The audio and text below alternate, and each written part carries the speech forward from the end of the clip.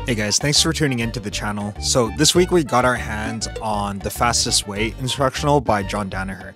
Although there weren't too many new techniques in this instructional per se, I think the insight in this instructional was really good. And so I just wanted to take this time to sort of dissect and talk about some of the things that I learned from this instructional. Now here's Ryan trying to do a rolling back take from cross Ashi. And that's just one of the cool things in this instructional is that it shows you, some really cool and fun ways of taking the back. Ultimately, getting to the back is one of the best positions in the sport, and it's important to focus a lot of our attention on getting there and finishing. So the key thesis in this instructional is that nothing beats the back. I've talked briefly a bit about endgame positions, but getting to someone's back is probably the ultimate endgame positions, as you have control over your opponent's lower body as well as their upper body. A really neat insight in the instructional that Danaher talks about is that the rear strangle is unique in that you can make multiple attempts at strangulation while still being able to maintain a really high degree of control over your opponent. So now conceptually, that leads into 4 points in the instructional that I'm going to be working on in the future of my jiu-jitsu journey, which is number 1, to focus on the most high percentage submissions, pretty much sticking to what works and then immersing yourself into the studies of those skills. 3, to focus on those skills at the expense of other skills.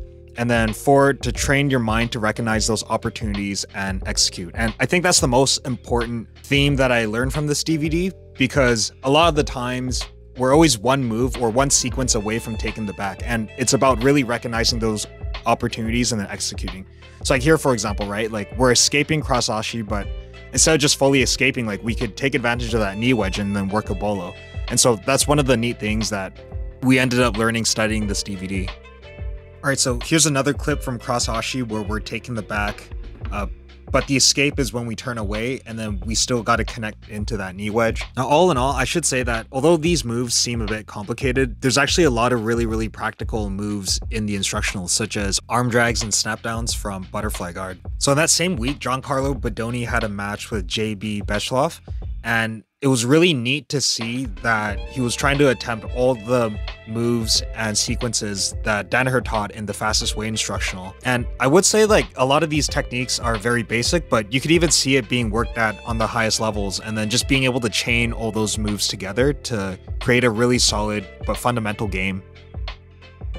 Alright guys, so that's it for this week's vlog. Now, I wanted to make it a bit shorter just because we didn't have too much time to drill all the moves and sequences. In the future, I think once everyone's a bit more healed up from all their injuries and stuff, we'll definitely be making another video going through in detail this instructional, because I really think that there's a lot of good content in here that we'll definitely be taking a lot of time to focus on and drilling and working on. Finally, I want to thank you guys for your support on the study guide series. I've really appreciated the positive feedback as well as some criticisms to make it better. I'll be committed to making them every week, so that way we can help everyone grow and become better at jiu-jitsu. So thank you guys again, and just remember, if you have time to kill, you have time to drill. Peace.